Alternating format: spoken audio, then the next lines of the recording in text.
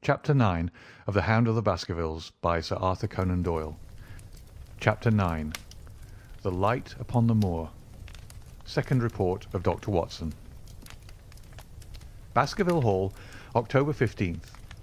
My dear Holmes, if I was compelled to leave you without much news during the early days of my mission, you must acknowledge that I am making up for lost time, and that events are now crowding thick and fast upon us.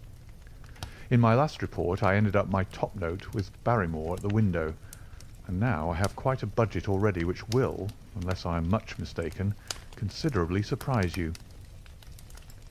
Things have taken a turn which I could not have anticipated.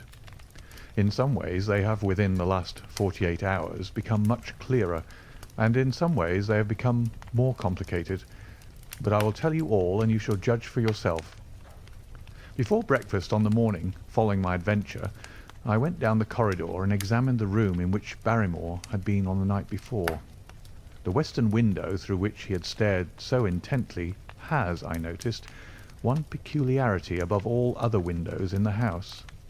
It commands the nearest outlook onto the moor.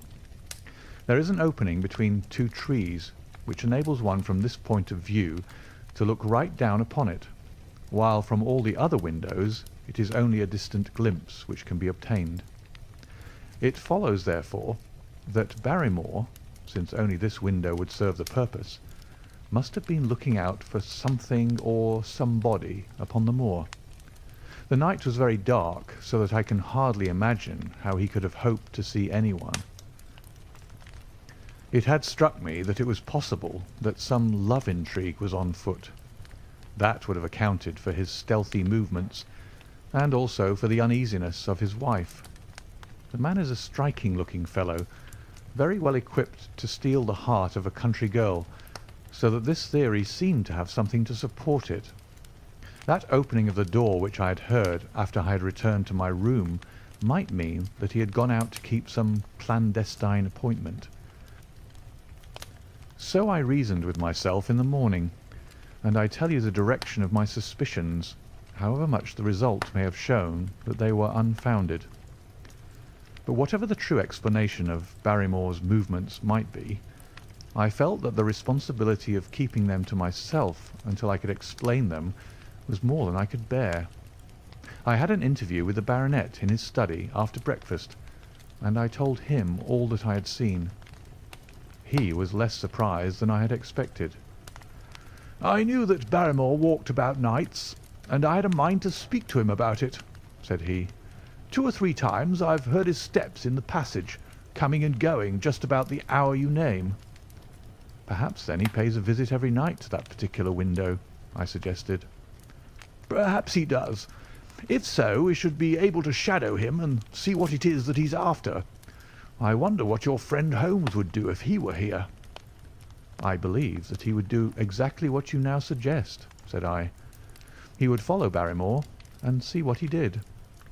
"Then we shall do it together." "But surely he would hear us."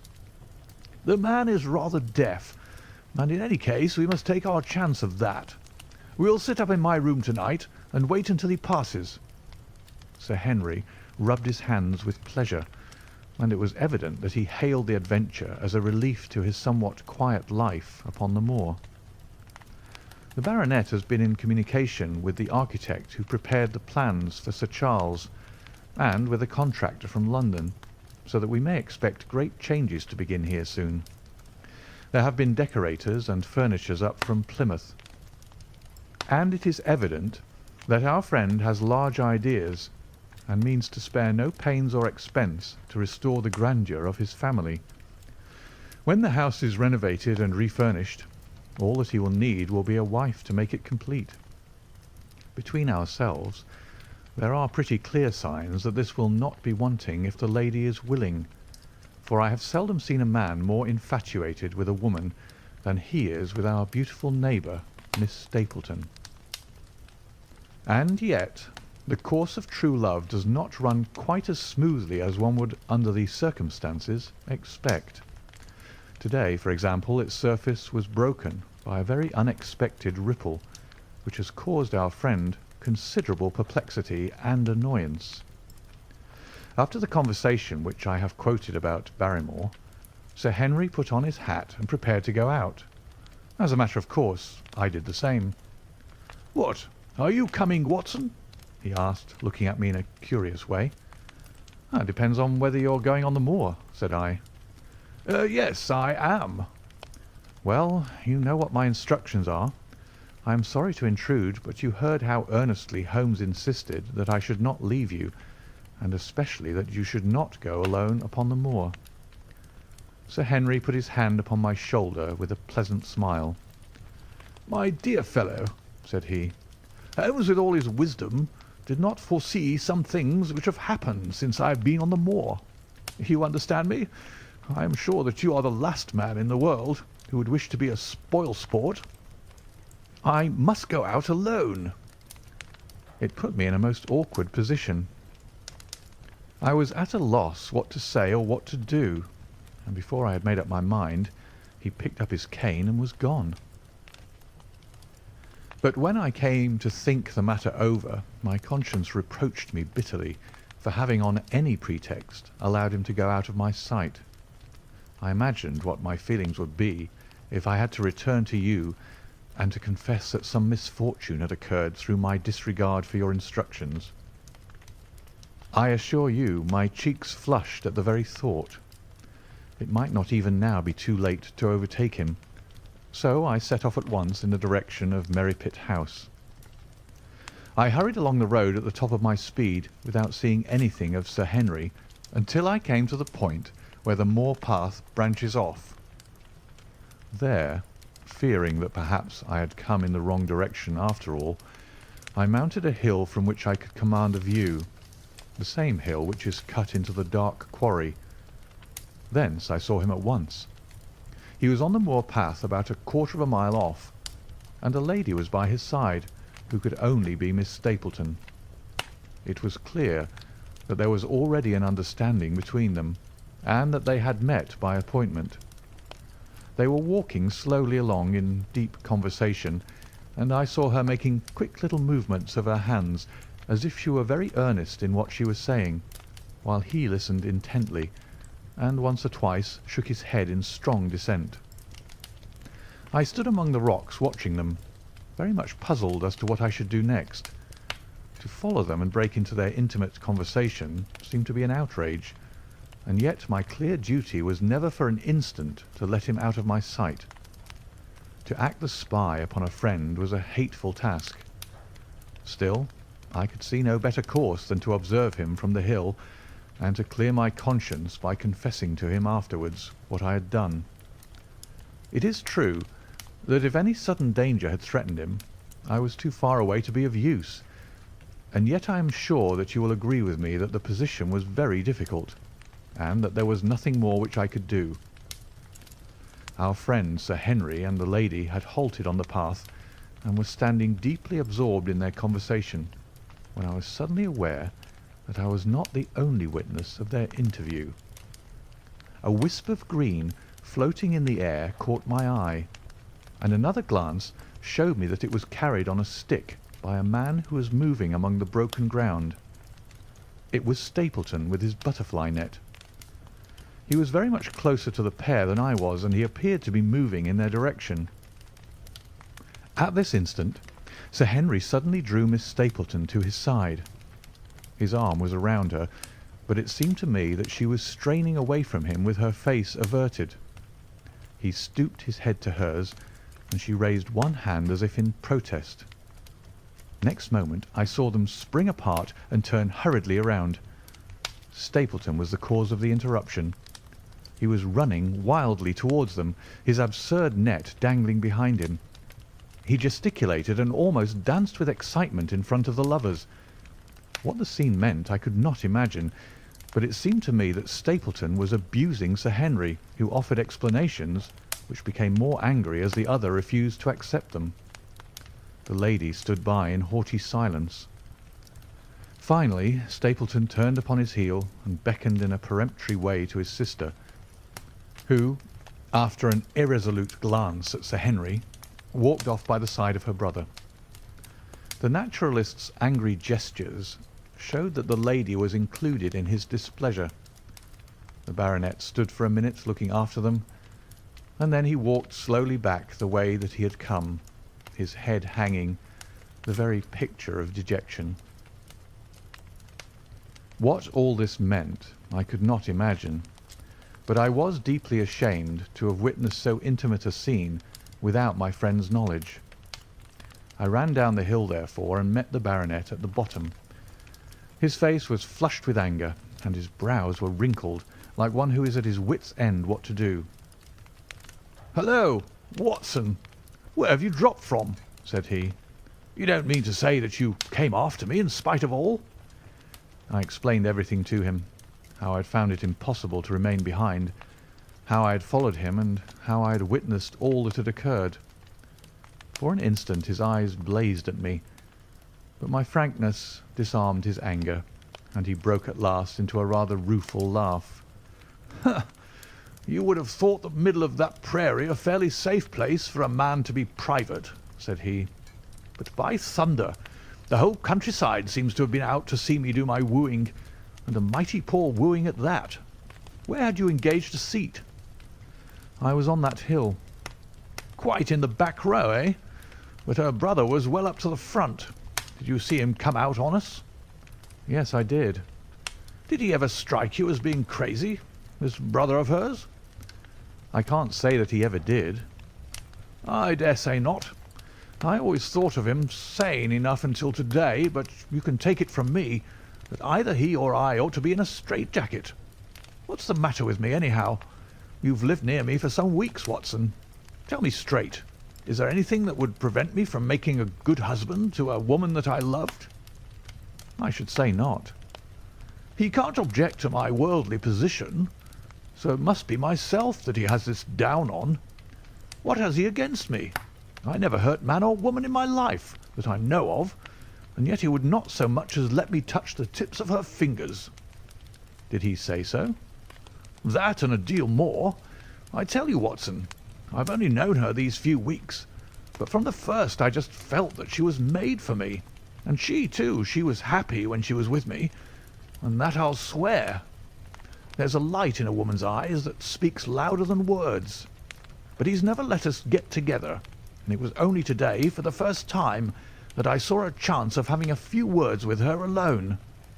She was glad to meet me, but when she did, it was not love that she would talk about, and she wouldn't have let me talk about it either if she could have stopped it.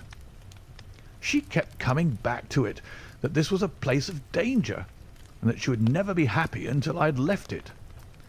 I told her that since I had seen her I was in no hurry to leave it, and that if she really wanted me to go, the only way to work it was for her to arrange to go with me. With that I offered, in as many words, to marry her, but before she could answer, down came this brother of hers, running at us with a face on him like a madman. He was just white with rage, and those light eyes of his were blazing with fury. What was I doing with the lady? How dared I offer her attentions which were distasteful to her? Did I think that because I was a baronet I could do what I liked? If he had not been her brother I should have known better how to answer him. As it was, I told him that my feelings towards his sister were such as I was not ashamed of, and that I hoped that she might honour me by becoming my wife. That seemed to make the matter no better, so then I lost my temper too, and I answered him rather more hotly than I should perhaps, considering that she was standing by. So it ended by his going off with her, as you saw, and here am I, as badly puzzled a man as any in this county. Just tell me what it all means, Watson, and I'll owe you more than ever I can hope to pay." I tried one or two explanations, but indeed I was completely puzzled myself. Our friend's title, his fortune, his age, his character, and his appearance are all in his favour, and I know nothing against him, unless it be this dark fate which runs in his family. That his advances should be rejected so brusquely without any reference to the lady's own wishes, and that the lady should accept the situation without protest, is very amazing. However, our conjectures were set at rest, by a visit from Stapleton himself that very afternoon. He had come to offer apologies for his rudeness of the morning, and after a long private interview with Sir Henry in his study, the upshot of their conversation was that the breach is quite healed, and that we are to dine at Merripit House next Friday as a sign of it. "I don't say now that he isn't a crazy man," said Sir Henry. "I can't forget the look in his eyes when he ran at me this morning, but I must allow that no man could make a more handsome apology than he has done." "Did he give any explanation of his conduct?" "His sister is everything in his life, he says. That is natural enough, and I am glad that he should understand her value. They have always been together, and according to his account he has been a very lonely man with only her as a companion, so that the thought of losing her was really terrible to him. He had not understood, he said, that I was becoming attached to her, but when he saw with his own eyes that it was really so, and that she might be taken away from him, it gave him such a shock that for a time he was not responsible for what he said or did. He was very sorry for all that had passed, and he recognized how foolish and how selfish it was that he should imagine that he could hold a beautiful woman like his sister to himself for her whole life. If she had to leave him, he had rather it was to a neighbour like myself than to anyone else. But in any case it was a blow to him, and it would take him some time before he could prepare himself to meet it.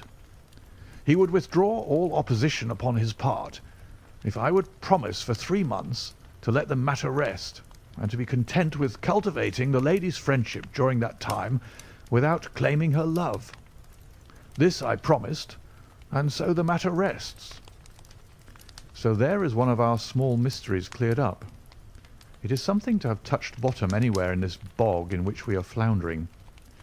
We know now why Stapleton looked with disfavour upon his sister's suitor, even when that suitor was so eligible a one as Sir Henry. And now I pass on to another thread which I have extricated out of the tangled skein, the mystery of the sobs in the night, of the tear-stained face of Mrs. Barrymore, of the secret journey of the butler to the western lattice window. Congratulate me, my dear Holmes, and tell me that I have not disappointed you as an agent, that you do not regret the confidence which you showed in me when you sent me down. All these things have by one night's work been thoroughly cleared. I have said by one night's work, but in truth it was by 2 nights' work, for on the first we drew entirely blank. I sat up with Sir Henry in his rooms until nearly 3 o'clock in the morning, but no sound of any sort did we hear except the chiming clock upon the stairs.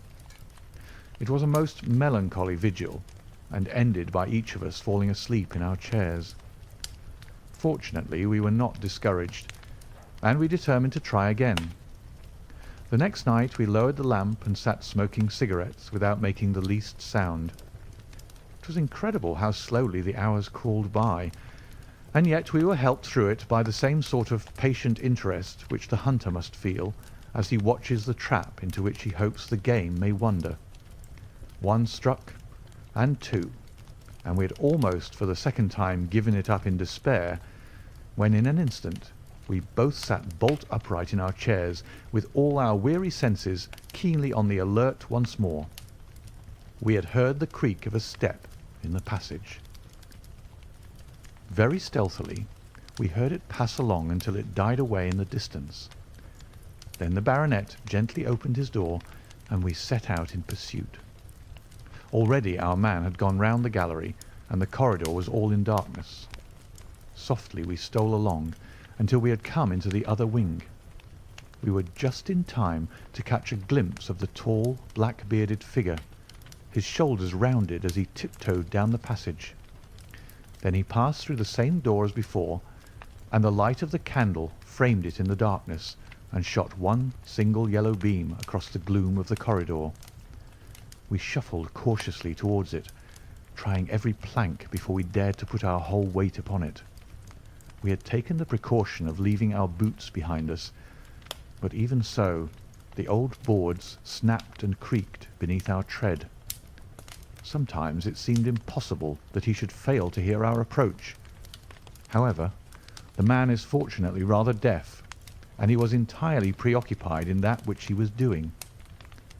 When at last we reached the door and peeped through, we found him crouching at the window, candle in hand, his white, intent face pressed against a pane, exactly as I had seen him 2 nights before.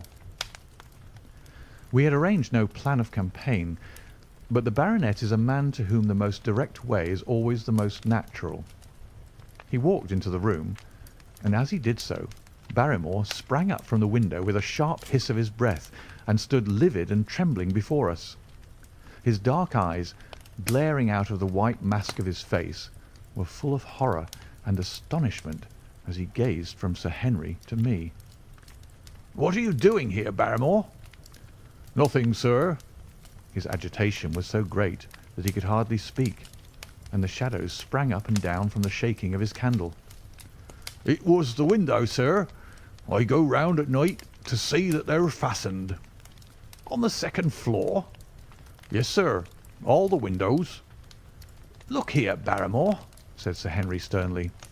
"We have made up our minds to have the truth out of you, so it will save you trouble to tell it sooner rather than later. Come now, no lies. What were you doing at that window?" The fellow looked at us in a helpless way, and he wrung his hands together like one who is in the last extremity of doubt and misery. "I was doing no harm, sir. I was holding a candle to the window."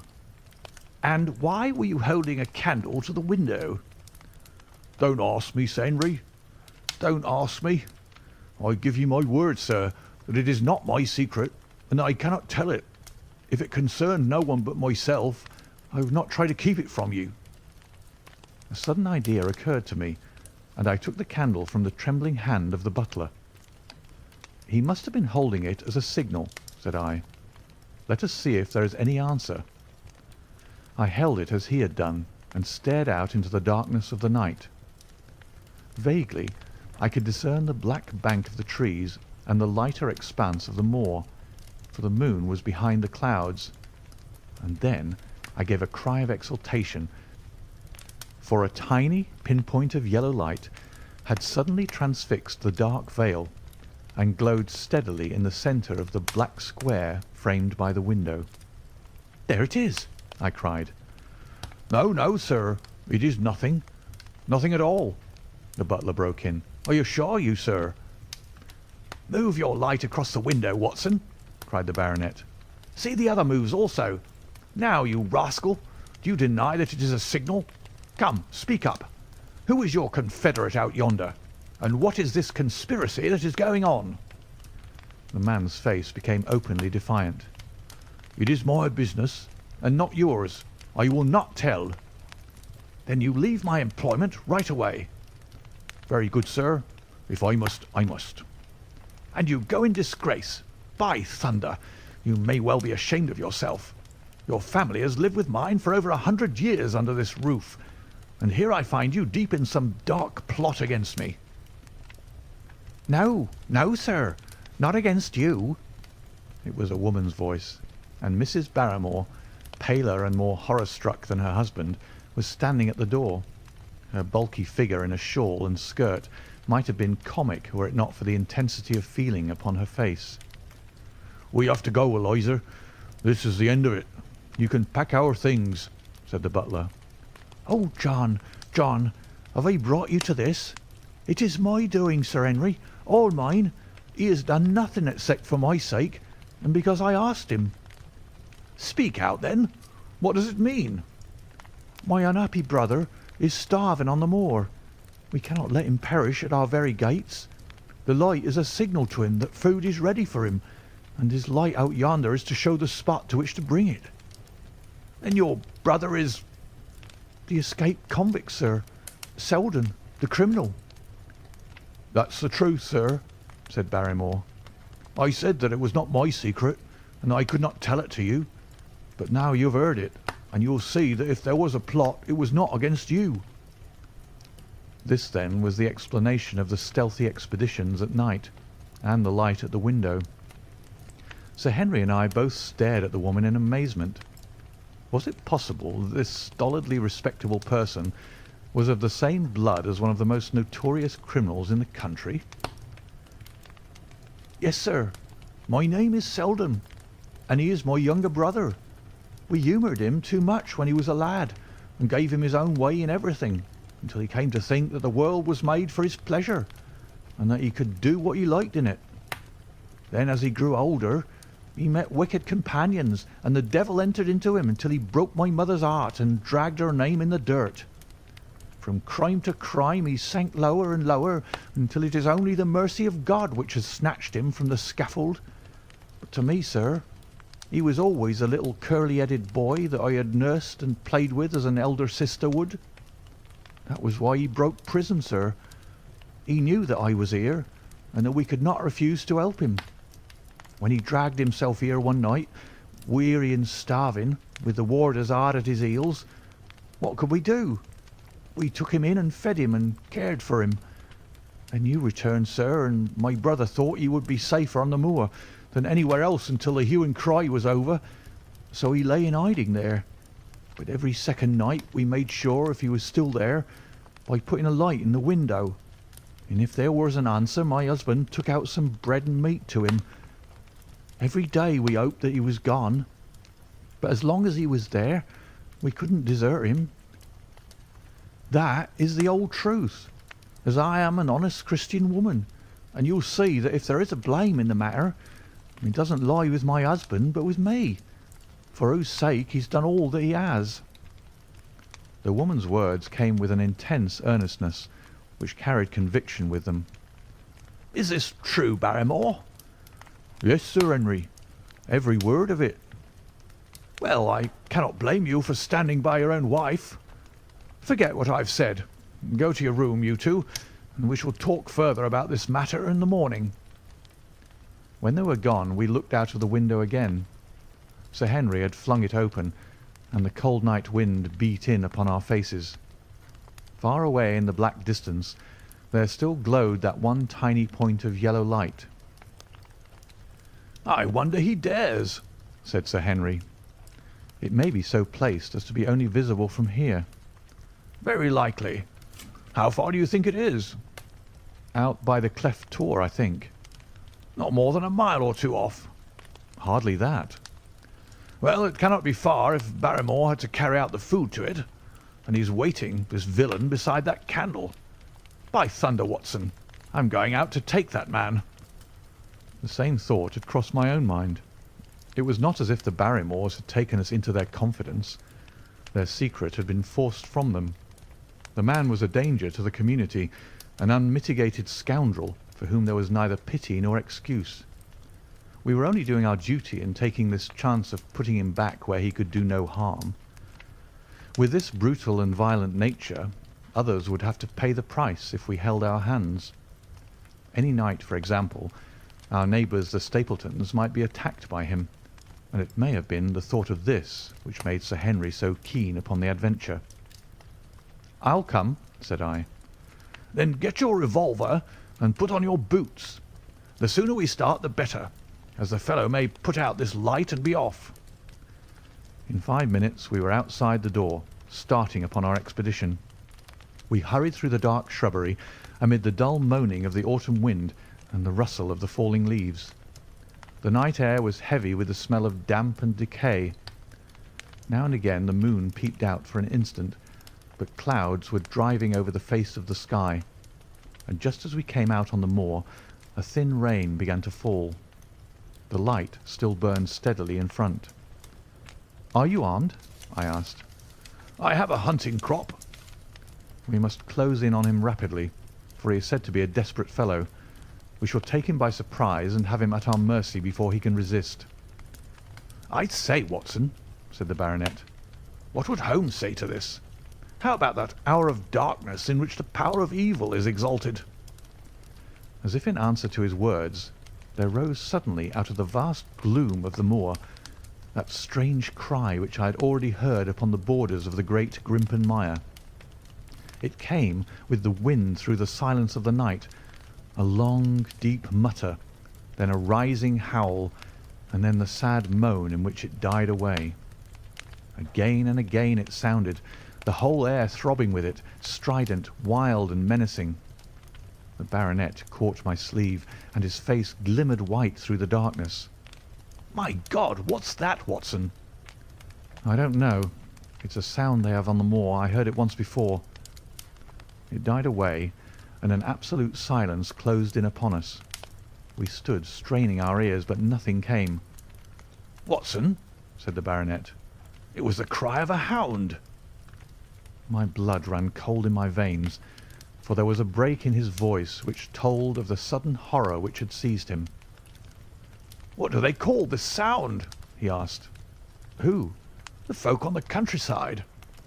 "Oh, they are ignorant people. Why should you mind what they call it?" "Tell me, Watson, what do they say of it?" I hesitated, but could not escape the question. "They say it is the cry of the Hound of the Baskervilles." He groaned and was silent for a few moments. "A hound it was," he said at last, "but it seemed to come from miles away, over yonder, I think." It was hard to say whence it came. "It rose and fell with the wind. Isn't that the direction of the great Grimpen Mire?" "Yes, it is."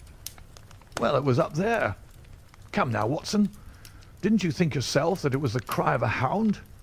I am not a child. You need not fear to speak the truth." "Stapleton was with me when I heard it last. He said that it might be the calling of a strange bird." "No, no, it was a hound. My God! Can there be some truth in all these stories? Is it possible that I am really in danger from so dark a cause? You don't believe it, do you, Watson?" "No, no." "And yet it was one thing to laugh about it in London, and it is another to stand out here in the darkness of the moor and to hear such a cry as that. And my uncle! There was the footprint of the hound beside him as he lay. It all fits together. I don't think that I'm a coward, Watson, but that sound seemed to freeze my very blood. Feel my hand." It was as cold as a block of marble. "You'll be all right tomorrow." "I don't think I'll get that cry out of my head. What do you advise that we do now?" "Shall we turn back?" "No, by thunder! We've come out to get our man, and we will do it. We after the convict and a hellhound as likely as not after us. Come on, we'll see it through if all the fiends of the pit were loose upon the moor." We stumbled slowly along in the darkness, with the black loom of the craggy hills around us and the yellow speck of light burning steadily in front.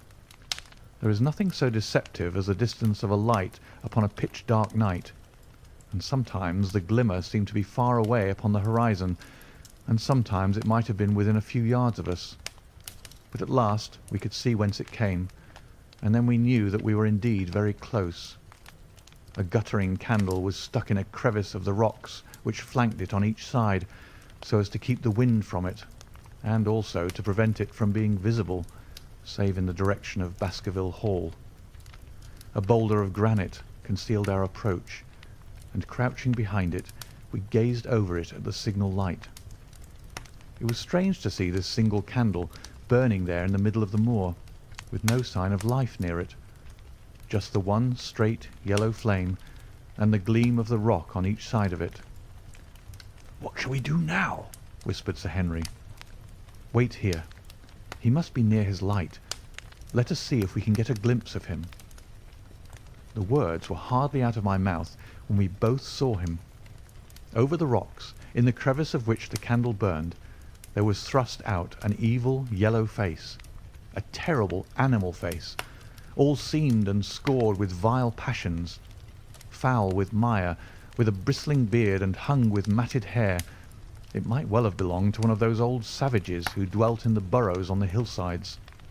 The light beneath him was reflected in his small, cunning eyes, which peered fiercely to right and left through the darkness, like a crafty and savage animal who's heard the steps of the hunters. Something had evidently aroused his suspicions. It may have been that Barrymore had some private signal which we had neglected to give, or the fellow may have had some other reason for thinking that all was not well. But I could read his fears upon his wicked face. Any instant he might dash out the light and vanish in the darkness. I sprang forward, therefore, and Sir Henry did the same. At the same moment the convict screamed out a curse at us and hurled a rock which splintered up against the boulder which had sheltered us. I caught one glimpse of his short, squat, strongly built figure as he sprang to his feet and turned to run. At the same moment, by a lucky chance, the moon broke through the clouds. We rushed over the brow of the hill, and there was our man running with great speed down the other side, springing over the stones in his way with the activity of a mountain goat. A lucky long shot of my revolver might have crippled him, but I brought it only to defend myself if attacked, and not to shoot an unarmed man who was running away. We were both swift runners, and in fairly good training, but we soon found that we had no chance of overtaking him. We saw him for a long time in the moonlight, until he was only a small speck moving swiftly among the boulders upon the side of a distant hill. We ran and ran until we were completely blown, but the space between us grew ever wider. Finally we stopped and sat panting on two rocks while we watched him disappearing in the distance. And it was at this moment that there occurred a most strange and unexpected thing. We had risen from our rocks and were turning to go home, having abandoned the hopeless chase. The moon was low upon the right, and the jagged pinnacle of a granite tor stood up against the lower curve of its silver disc. There, outlined as black as any ebony statue on that shining background, I saw the figure of a man upon the tor. Do you think that it was a delusion, Holmes? I assure you that I have never in my life seen anything more clearly. As far as I could judge, the figure was that of a tall, thin man.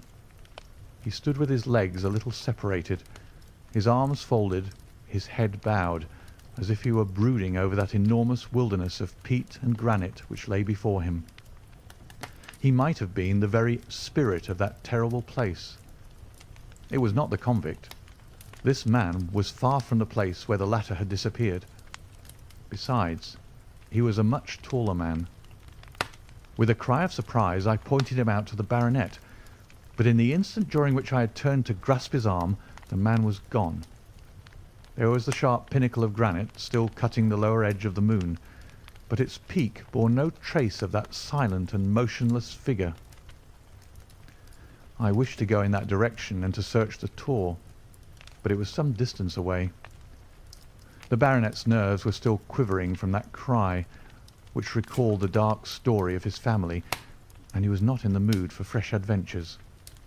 He had not seen this lonely man upon the tor, and could not feel the thrill which his strange presence and his commanding attitude had given to me. "A warder, no doubt," said he. "The Moor has been thick with them since this fellow escaped." Well, perhaps his explanation may be the right one, but I should like to have some further proof of it. Today we mean to communicate to the Princetown people where they should look for their missing man, but it is hard lines that we have not actually had the triumph of bringing him back as our own prisoner. Such are the adventures of last night, and you must acknowledge, my dear Holmes, that I have done you very well in the matter of a report. Much of what I tell you is no doubt quite irrelevant, but still I feel that it is best that I should let you have all the facts and leave you to select for yourself those which will be of most service to you in helping you to your conclusions. We're certainly making some progress. So far as the Barrymores go, we have found the motive of their actions, and that has cleared up the situation very much. But the Moor, with its mysteries and its strange inhabitants, remains as inscrutable as ever. Perhaps in my next I may be able to throw some light upon this also. Best of all would it be if you could come down to us. In any case, you will hear from me again in the course of the next few days. End of chapter 9.